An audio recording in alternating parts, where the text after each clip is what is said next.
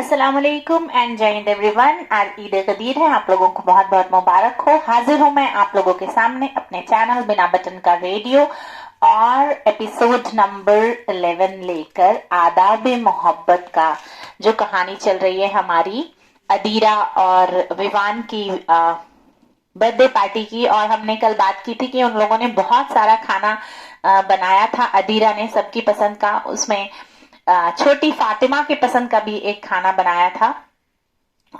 बच्चों को बहुत पसंद होता है चॉकलेट स्मूदी और स्प्रिंग रोल, तो अदीरा ने फातिमा के लिए खास ये दो चीजें भी बनाई थी। आज का शुरू करती हूँ एपिसोड नंबर 11। नन्ही परी फातिमा के लिए स्प्रिंग रोल्स और चॉकलेट अदीरा ने बनाया था। इतने सारे पॉट्स उसने लॉन में गजीबो बनाकर टेबल्स पर सजा रखे थे। गजीबो कहते हैं डिस्पोजेबल टेंट को, जो रॉड्स पे टिके होते हैं। आपने देखा होगा बड़े बड़े पार्टीज में वैसे स्टॉल्स लगे होते हैं, उसको गजीबो कहते हैं। वीर के पेरेंट्स ने इतना अच्छा इंतजाम देखकर पूछा कि इतना सब तुमने खुद किया अदीरा?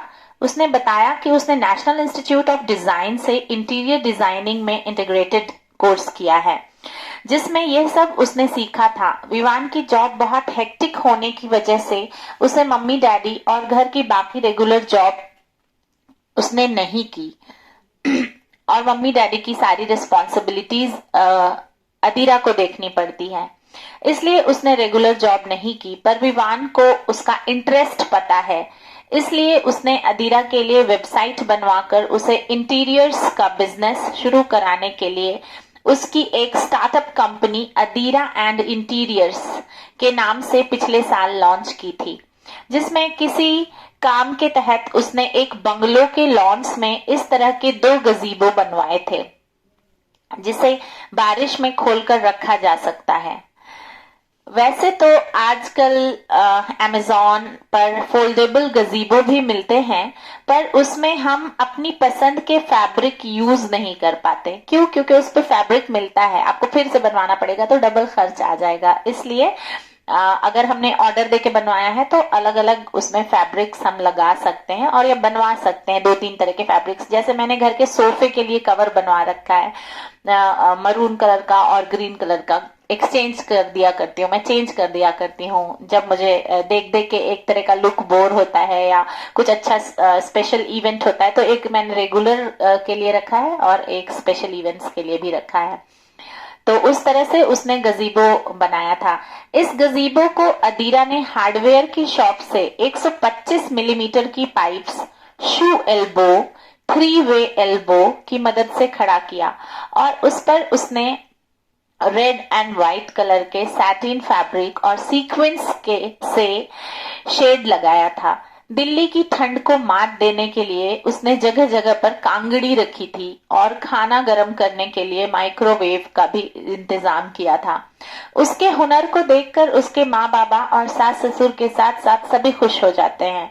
उसे अपने बाबा की कही हुई बात याद आती है कि कोई भी हुनर कभी बेकार नहीं जाता अदीरा बिटिया। हम पढ़ाई सिर्फ जॉब करने के लिए नहीं करते हैं, उसकी जिंदगी के हर मोड़ पर जरूरत पड़ती है।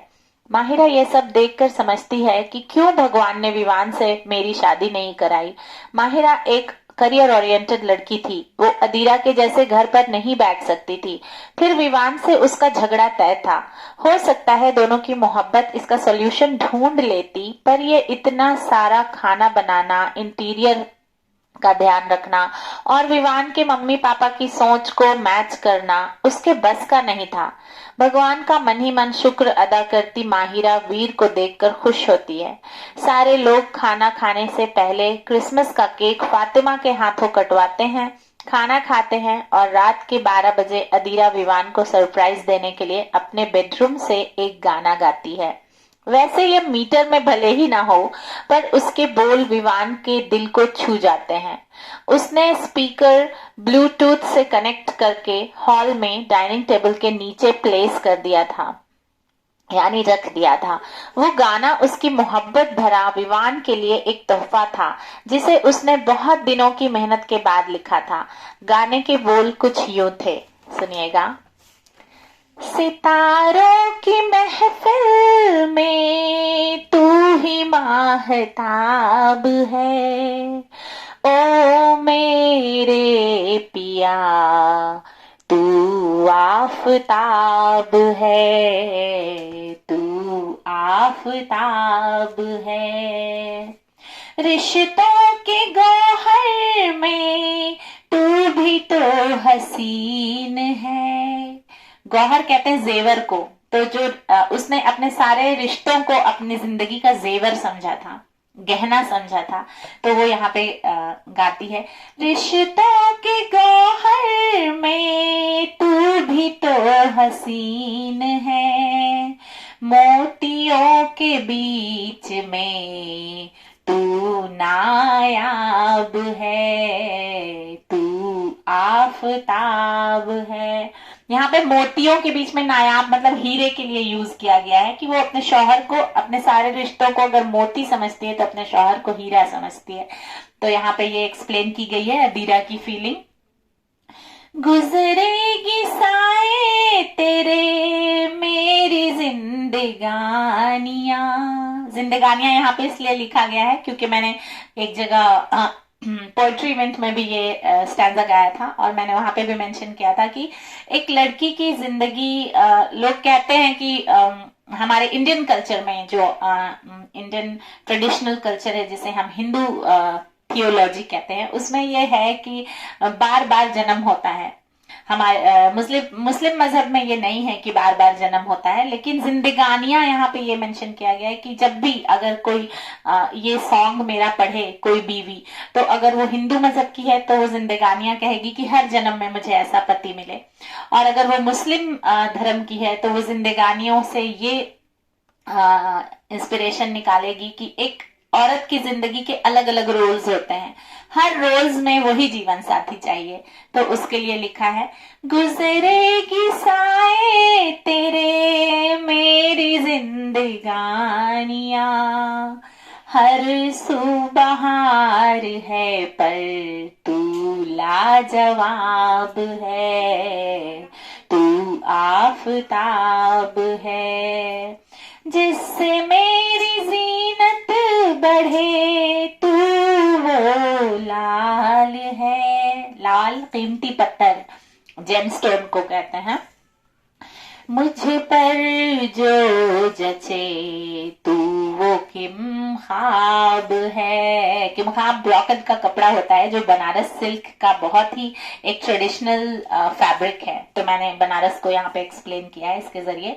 जिससे मेरी जीनत बढ़े तू वो लाल है, मुझ पर जो जचे तू वो किम खाब है, तू आफताब है। जिंदगी ने जब भी मेरी मोड़ बुरा ले लिया, जिंदगी ने जब भी मेरी मोड़ बुरा ले लिया, याद मैंने तुझको किया तू मेरा हिजाब है।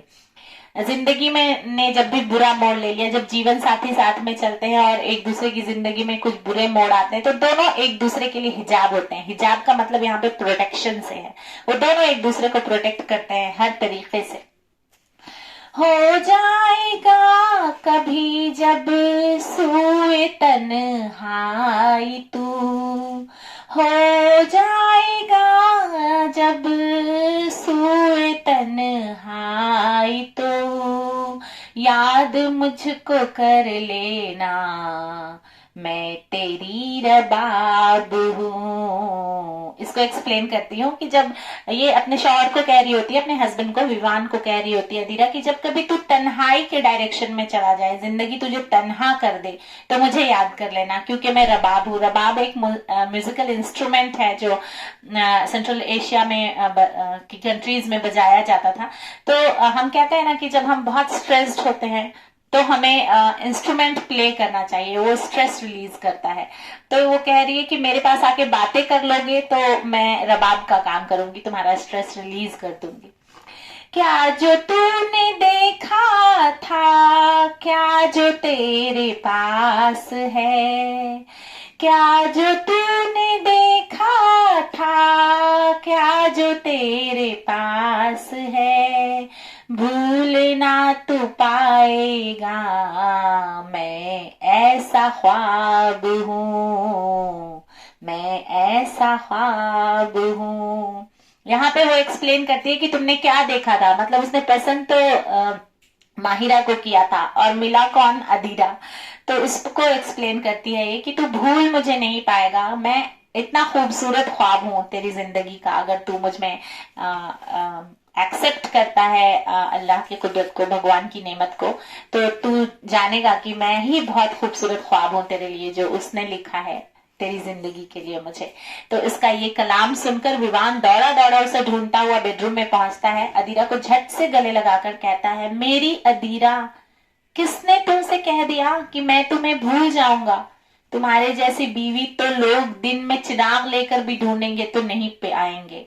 माहिरा के बारे में सब कुछ जानते हुए भी तुमने मुझे नए सिरे से अपना लिया, मेरे घर को संभालने के लिए अपने करियर को ताक पे रख दिया।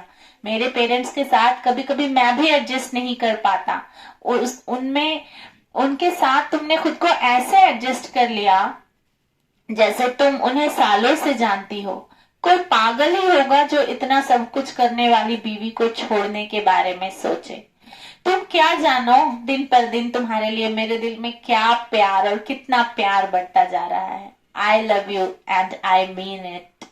अदीरा विवान को बर्थडे विश करती है और उसे उसके favourite colour misty lake blue colour जो होता है, बहुत ही लाइट शेड का कलर की शर्ट गिफ्ट करती है। सभी लोग दोनों का इंतजार करते करते ऊपर कमरे में आ जाते हैं। माहिरा अपने पर्स से सॉलिटेयर रिंग निकालकर विवान को देती है और कहती है, विवान, तुम्हारे लिए अदीरा परफेक्ट पेयर है। मैं घर संभालने में बिल्कुल जीरो हूँ, और तो और मेरा पेशेंस लेवल भी बचपन से अदीरा से बहुत कम है। शायद इसलिए भगवान ने हमारे जोड़े बदल दिए। ये लो ये रिंग, इस पर सिर्फ आदि यानी अदीरा का हक है, इसे पहना दो। सभी लोग विवान और अदीरा की मोहब्बत के लिए बहुत खुश होते हैं। विवान अदीरा को अंगूठी पहनाता है। इसी तरह क्रिसमस और विवान का बर्थडे सेलिब्रेट होता है। कुछ दिनों बाद सभी मिलकर लॉन में बारबेक्यू पार्टी करते हैं और नए साल का जश्न मनाते हैं। इस सेलिब्रेशन ने सभी को मोहब्बत का यह अदब सिखाया कि मोहब्बत में कोई छोटा बड़ा, working, home maker, past present का कंपैरिजन नहीं होता। मोहब्बत में किसी छोटा बड़ा, वर्किंग, होम मेकर, पास्ट और प्रेजेंट का कंपैरिजन नहीं होता। जो आपको पूरा करे वही आपकी अर्धांगिनी और आप उसके अर्धनारीश्वर होते हैं। लाइफ पार्टनर, मैंने एक दो एपिसोड में और बिना बटन का रेडियो का मैंने जो कहानी शुरू की थी खरगोश के परिवार की, उसमें मैंने कहा था कि अल्लाह लाइफ पार्टनर को ऐसे नहीं बनाता। अगर वो दोनों को सेम क्वालिटीज दे देगा तो हमेशा जंग होती रहेगी। वो अल्लाह बंदों को जब जोड़े बनाता है, हमारे मजहब में कहा जाता है कि पसली की हड्डी से, मर्द की पसली की हड्डी से जो मिट्टी बची हुई होती है, हमें कहा जाता है मिट्टी का पुतला, हमारे मजहब में कहा जाता है। उस मिट्टी से अल्लाह उसकी बीवी का पुतला बनाता है, उसके बाद रूह फूकता है, पहले शौहर में फिर बीवी में। इस तरह की कहानी है, दोनों में प्यार डेवलप करने के लिए बचपन से सुनाई जाती है, लड़कियों को भी और लड़कों को भी, ताकि वो लोग बहुत ही सक्सेसफुल पेयर के जैसे जिंदगी बिताएं। तो अल्लाह जब बनाता है तो जो क्वालिटीज मेरे हस्बैंड में उसने दी है वो मुझ में नहीं देगा, और जो मुझ में दी है वो उसमें नहीं देगा, ताकि हम एक दूसरे के पूरक बने और इस तरह से मजबूती से शादी का रिश्ता चले। तो हमें इस बात को समझना है और जिंदगी के हर मोड़ पे समझना है कि कहीं पे अगर जैसे इमाम इंजीनियर है, मैं मैथ्स में जीरो हूँ इमाम के सामने तो मैं जीरो ही हूँ। मैं बच्चों को पढ़ाती हूँ, ग्रेड 3 तक मैंने पढ़ाया है मैथ्स, लेकिन मैथ्स मेरा इंटरेस्ट का टॉपिक नहीं है। इमाम उसमें हीरो है और मैं जीरो। लेकिन जहां पे गृहस्थी को संभालने की बात आती है और कुछ डिसीजंस ऐसे होते हैं जहां पे मैथ्स फेल हो जाता है और ह्यूमैनिटीज का एक्सपर्ट चाहिए होता है, वहां पे मैं लीडर होती हूँ और इमाम वहां पे 0 हो जाता है। तो ऐसे बनाते हैं, अल्लाह अल्लाह जोड़ा ऐसे बनाता है। हमें एक दूसरे की क्वालिटीज को एक्सेप्ट करना है कि कहीं पे ये लीडर है, कहीं पे मैं, और तब मिलजुल करके रहने से शादी निभती है। माशाल्लाह से आप लोगों की दुआ से 15 साल तक हमारी निभ गई, आगे भी निभ जाएगी। दुआओं में याद रखिए। और ये एपिसोड से यही सीखा हमने कि हम मियाँ बीवी एक दूसरे के पूरक होते हैं, एक दूसरे के राइवल नहीं। और हाँ, थॉट्स में बहुत बार आते हैं डिस्प्यूट्स। कहीं पे मुझे पिंक कलर पसंद है तो उनको ब्लू कलर पसंद है, मुझे छोले भटूरे पसंद है तो उनको चिकन बिरयानी पसंद है, मुझे कुछ पसंद है तो उनको कुछ पसंद है। वो क्यों आते हैं? क्योंकि हमारी अपब्रिंगिंग अलग अलग फैमिली में होती है। चाहे किसी भी मजहब का इंसान हो, उसकी अपब्रिंगिंग अलग अलग फैमिली में ही होती है ना। एक ही फैमिली के सगे भाई बहन से तो शादी होती नहीं, और सगे भाई बहनों की एक ही अपब्रिंगिंग होने के बाद भी सब अलग अलग ग्रो होते हैं। इसके पीछे जहां तक मुझे समझ में आता है, सबसे बड़ी बात होती है अल्लाह की लिखी हुई लाइफ जर्नी। हमें जिस लाइफ जर्नी पे चलना होता है, हमारा पार्टनर वैसी अपब्रिंगिंग खुद ब खुद ले करके आ जाता है हमारे साथ, और फिर हम दोनों हाथ पकड़ के अपनी लाइफ जर्नी में चलते हैं। अल्लाह ने हर इंसान की जर्नी अलग लिखी है, एक पर्सनल जर्नी और एक फैमिली जर्नी। पर्सनल जर्नी का अलग ही हिसाब किताब है, और जो फैमिली जर्नी है उसका भी। तो जब इस तरह से इतना सोच समझ के वो जोड़े बना रहा है, तो थोड़ा सोच समझ के हमें भी रिश्ता निभाना है और मिलजुल करके रहना है। डिस्प्यूट्स तो आते रहेंगे, न्यूज में देखिए, 24 घंटे आप न्यूज देखिए, डिस्प्यूट्स की भीड़ लगी रहेगी। तो इस तरह से ये होता रहता है, और इसको ओवरकम करने की आदत डालती रहनी है। सदैव के स्कूल में एक बहुत अच्छी चीज सिखाई जाती है, मुझे बहुत पसंद है, unlearn to learn. Unlearn to learn मतलब कुछ चीजें जो हमने पहले से सीखी हुई है और वो हमारी अभी की प्रेजेंट लाइफ में अगर सिचुएशन में वो चीजें फेल हो रही हैं, तो हम अनलर्न करते हैं बहुत सारी चीजें फैमिली के लिए। लेकिन बहुत सारी चीजें ऐसी होती हैं पर्सनल लेवल पे, जैसे मेरा फेद, मेरा यकीन मेरे मजहब में, वो बदलना बहुत मुश्किल चीज है और नहीं भी बदलना चाहिए, क्योंकि फिर तो इंसान ही पूरा बदल जाएगा। हम इंसान हैं, हम डोनट्स नहीं है कि इस पे चॉकलेट का टॉपिंग्स डाल देंगे, उस पे व्हाइट चॉकलेट का, इस पे कुछ और डाल देंगे। तो इंसानों की वैल्यू कीजिए, रिश्तों की वैल्यू कीजिए, और ह्यूमैनिटीज को भी थोड़ा वैल्यू दीजिए। क्योंकि जिस तरह से डॉक्टर, इंजीनियर और साइंटिस्ट और बिजनेसमैन वो लोग जरूरी होते हैं समाज को चलाने के लिए, उसी तरह से टीचर्स, सोशियोलॉजिस्ट, हिस्टोरियंस और आर्टिस्ट, ह्यूमैनिटीज फील्ड के इकोनॉमिस्ट, ये लोग भी जरूरी होते हैं। तो दोनों को बैलेंस करिए, और आर्ट, साइंस, मैथमेटिक्स, ये सब की जो लड़ाइयां हैं इनमें उलझिए मत, और अपने बच्चों को बहुत अच्छी से तरबियत दीजिए, परवरिश दीजिए, और समझाइए कि समाज को चलाने के लिए हर तरह के तबके के लोग जरूरी हैं। कहीं पैसा जरूरी है तो कहीं मोहब्बत। और तब तक के लिए जीते रहिए, खुश रहिए, आबाद रहिए, अपना ख्याल रखिए। जय हिंद।